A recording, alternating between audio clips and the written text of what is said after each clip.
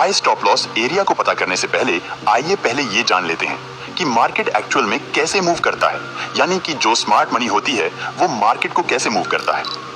तो जैसा कि मैंने आप लोगों को पहले ही बताया हुआ है कि बायर्स और सेलर्स के स्टॉप लॉसेस जो होते हैं वो मार्केट में फ्यूल के जैसे काम करते हैं, क्योंकि जिस भी एरिया में बहुत ज्यादा बायर्स या सेलर्स के स्टॉप लॉसेस होते हैं, मार्केट उसी साइड उन स्टॉप लॉसेस को ट्रिगर करने के लिए मूव करता है।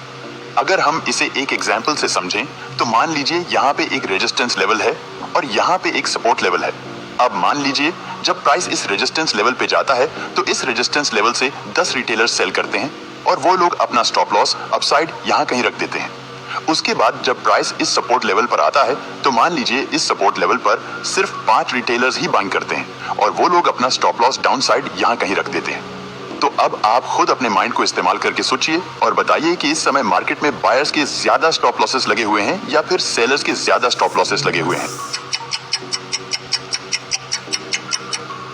मुझे उम्मीद है कि आप लोगों का जवाब यही होगा कि इस समय मार्केट में सेलर्स के ज्यादा स्टॉप लॉसेस लगे हुए हैं, क्योंकि इस रेजिस्टेंस लेवल से 10 लोग सेल किए हुए हैं लेकिन इस सपोर्ट लेवल से सिर्फ 5 लोग ही बाइंग किए हुए हैं। तो मार्केट के भी हाई चांस हैं कि मार्केट यहां से अपसाइड सेलर्स के स्टॉप लॉस को हिट करने के लिए जाएगा, क्योंकि जैसा कि मैंने अभी आपको बताया ही कि मार्केट हमेशा उसी डायरेक्शन में मूव करता है जिस डायरेक्शन में ज्यादा स्टॉप लॉसेस लगे हुए होते हैं, चाहे वो स्टॉप लॉस बायर्स के हों या सेलर्स के। दोस्तों, आपको एक बात हमेशा याद रखनी है कि मार्केट ना तो ब्रेकआउट के ऊपर मूव करता है और ना ही ब्रेकडाउन के नीचे मूव करता है। मार्केट हमेशा उसी साइड मूव करता है जिस साइड मार्केट में ज्यादा बायर्स या फिर सेलर्स के स्टॉप लॉसेस होते हैं। इसलिए आपको स्मार्ट मनी के माइंड से चार्ट रीड करना जरूर सीखना चाहिए, जो कि आपको इस चैनल पर सिखाया जाता है। मुझे उम्मीद है कि आपको ये कॉन्सेप्ट अब बहुत अच्छे से समझ आ गया होगा कि मार्केट किस साइड मूव करता है। दोस्तों, अगर आपको वीडियो इंफॉर्मेटिव लग रही है तो प्लीज वीडियो को एक लाइक करके चैनल को सब्सक्राइब जरूर कर लीजिए। और मैं आपको बता दूं कि मार्केट में जो स्मार्ट मनी होते हैं, यानी कि जो बड़े प्लेयर्स होते हैं, वो जब ट्रेड करते हैं तो वो लोग PSY लेवल, सपोर्ट और रेजिस्टेंस और इंपॉर्टेंट लेवल को करके लिक्विडिटी के बेस पर ट्रेड करते हैं। मैं इस चैनल पर PSY लेवल और सपोर्ट और रेजिस्टेंस ट्रेडिंग पर ऑलरेडी वीडियो बना चुका हूं। आप एक बार इन दोनों वीडियोस को जरूर देख लेना, आपको काफी सारे सीक्रेट्स सीखने को मिलेंगे। और आने वाले टाइम में मैं इंपॉर्टेंट लेवल पर भी डेडिकेटेड वीडियो बना दूंगा, इसलिए आप चैनल को सब्सक्राइब करके रखिए, क्योंकि अभी बहुत कुछ एडवांस सीखना बाकी है।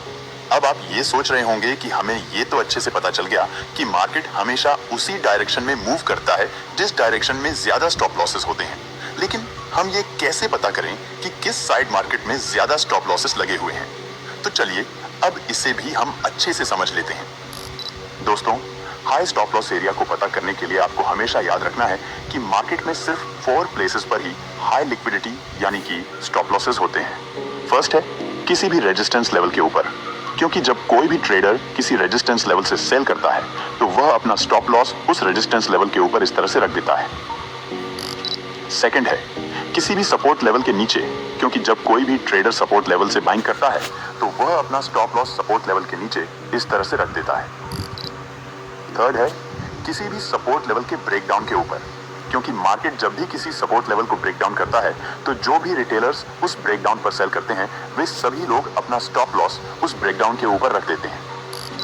फोर्थ है किसी भी ब्रेकआउट के नीचे, क्योंकि मार्केट जब भी किसी रेजिस्टेंस लेवल को ब्रेकआउट करता है तो उस ब्रेकआउट पर जितने भी रिटेलर्स बाइंग करते हैं वे लोग अपना स्टॉप लॉस उस ब्रेकआउट के नीचे यहाँ कहीं रख देते हैं, जिससे हम कह सकते हैं कि ब्रेकआउट के नीचे बहुत ज्यादा स्टॉप लॉसेस होते हैं।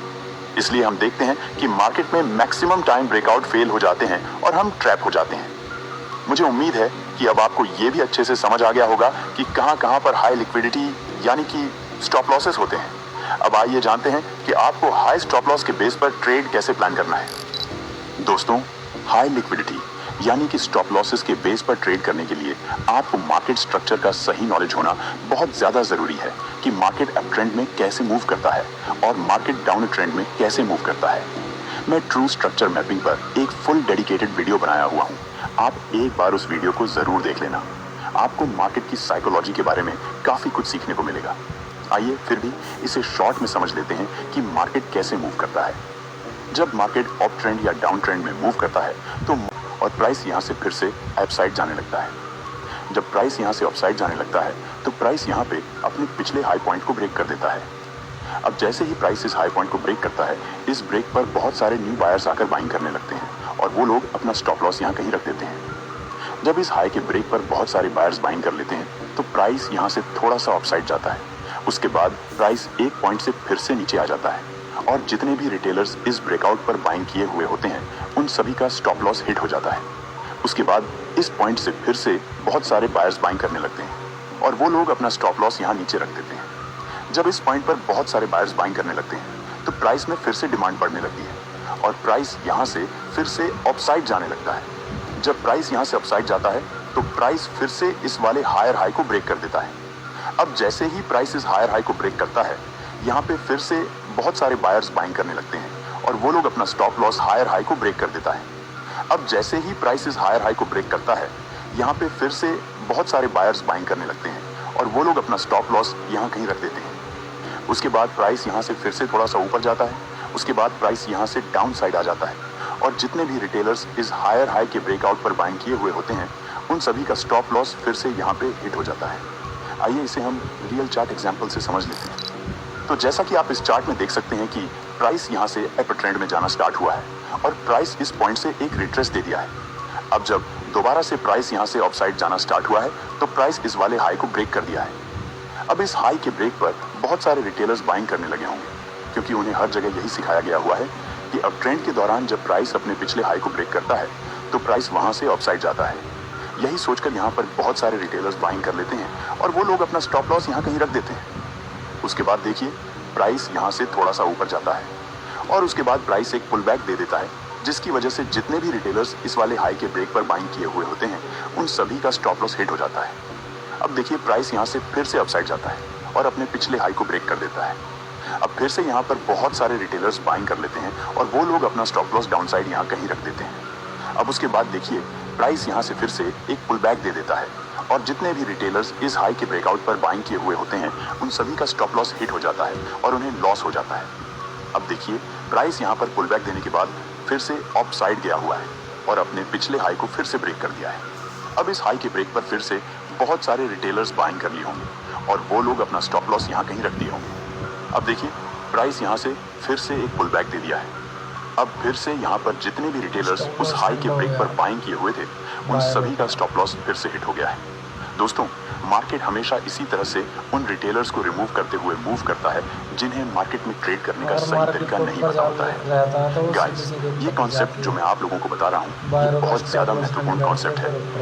पूरे यूट्यूब पर सब लोग आपको यही बताते हैं कि जब मार्केट अपने पिछले हाई को ब्रेक करे तो आपको वहाँ पर बाइंग करना चाहिए, लेकिन ये बिल्कुल गलत ज्ञान है। अगर आप अब ट्रेंड मार्केट में पिछले हाई के ब्रेक पर इस तरह से बाइंग करेंगे तो आपके स्टॉप लॉस के हिट होने का चांस बहुत अधिक रहेगा और आप मार्केट से प्रॉफिट नहीं बना पाएंगे। अब ट्रेंड मार्केट में आप तभी प्रॉफिट बना सकते हैं जब आपको 10% ट्रेडर्स की तरह पुल बैक को ट्रेड करना आता हो, क्योंकि जो प्रो ट्रेडर्स होते हैं वो इस तरह से हाई के ब्रेकआउट पर बाइंग नहीं करते हैं। वो लोग पुल बैक के इस बॉटम से बाइंग करते हैं जिसकी वजह से वो मार्केट से अच्छा प्रॉफिट बना पाते हैं। अभी हम इसके बारे में भी अच्छे से समझेंगे। आइए पहले डाउन ट्रेंड मार्केट स्ट्रक्चर की रियलिटी को भी जान लेते हैं, बट उससे पहले आपको वीडियो कैसी लग रही है कमेंट करके जरूर बताइए। दोस्तों, जब मार्केट डाउन ट्रेंड में मूव करता है तो प्राइस किसी एक पॉइंट से डाउन साइड जाना स्टार्ट करता है। जब प्राइस नीचे किसी एक पॉइंट तक जाता है तो प्राइस किसी एक पॉइंट से रिट्रेस देने लगता है। जब प्राइस रिट्रेस देकर फिर से नीचे आने लगता है तो वह अपने पिछले लो पॉइंट को ब्रेक कर देता है। जैसे ही प्राइस अपने पिछले लो पॉइंट को ब्रेक करता है, यहाँ पर बहुत सारे रिटेलर्स सेल करने लगते हैं क्योंकि वे सोचते हैं कि प्राइस अपने पिछले लो को ब्रेक किया है और अब प्राइस डाउन साइड जाएगा। जब यहाँ पर बहुत सारे रिटेलर्स सेल कर लेते हैं तो प्राइस यहाँ से थोड़ा सा नीचे आता है और उसके बाद फिर से एक पुल बैक दे देता है, जिसकी वजह से जितने भी रिटेलर्स इस लो के ब्रेक पर सेल किए हुए होते हैं उनके सभी के स्टॉप लॉस हिट हो जाते हैं। अब रिट्रेस देने के बाद जब प्राइस दोबारा से नीचे आने लगता है तो प्राइस फिर से अपने पिछले लोअर लो पॉइंट को ब्रेक कर देता है। अब इस ब्रेक पर फिर से बहुत सारे रिटेलर्स सेल करने लगते हैं और वे लोग अपना स्टॉप लॉस यहाँ कहीं रख देते हैं। उसके बाद प्राइस यहाँ से थोड़ा सा नीचे आता है और फिर से एक रिट्रेस यानी कि पुल बैक दे देता है, जिसकी वजह से जितने भी रिटेलर्स यहाँ से सेल किए हुए होते हैं उनके सभी के स्टॉप लॉस फिर से हिट हो जाते हैं। मार्केट मैक्सिमम ऑफ टाइम इसी तरह से ब्रेकआउट और ब्रेकडाउन ट्रेडर्स को रिमूव करते हुए मूव करता है। आइए इसे भी एक फ्रेश एग्जांपल से समझ लेते हैं। तो जैसा कि आप इस 19 जुलाई के चार्ट में देख सकते हैं कि प्राइस इस पॉइंट से डाउनसाइड जाना स्टार्ट हुआ है और इस पॉइंट तक प्राइस गया हुआ है और उसके बाद प्राइस यहां से एक रिट्रेस देने लगा है। अब देखिए, जब प्राइस रिट्रेस देने के बाद डाउनसाइड आया है तो प्राइस अपने पिछले लो को ब्रेक कर दिया है। अब इस ब्रेकडाउन पर बहुत सारे रिटेलर्स आकर सेल करने लगे होंगे और वो लोग अपना स्टॉप लॉस अपसाइड यहाँ कहीं रख दिए होंगे। अब उसके बाद देखिए, प्राइस थोड़ा सा नीचे आया है और फिर से एक पुल बैक दे दिया है। अब इस ब्रेकडाउन पर जितने भी रिटेलर्स सेल किए हुए थे उन सभी का स्टॉप लॉस हिट हो गया है। उसके बाद फिर से देखिए, प्राइस रिट्रेस देने के बाद फिर से डाउन साइड आया है और अपने पिछले लोअर लो को ब्रेक कर दिया है।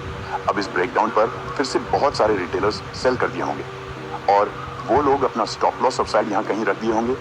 अब देखिए, प्राइस फिर से थोड़ा सा नीचे आया है और उसके बाद प्राइस फिर से एक रिट्रेस दे दिया है, जिसकी वजह से यहाँ पर जितने भी रिटेलर्स सेल किए हुए थे उनका स्टॉप लॉस फिर से हिट हो गया है। दोस्तों, मार्केट हमेशा इसी तरह से मूव करता है। दोस्तों, अप ट्रेंड और डाउन ट्रेंड मार्केट में सही तरीके से ट्रेड करने के लिए FVG यानी कि फेयर वैल्यू गैप और ऑर्डर ब्लॉक को उपयोग किया जाता है।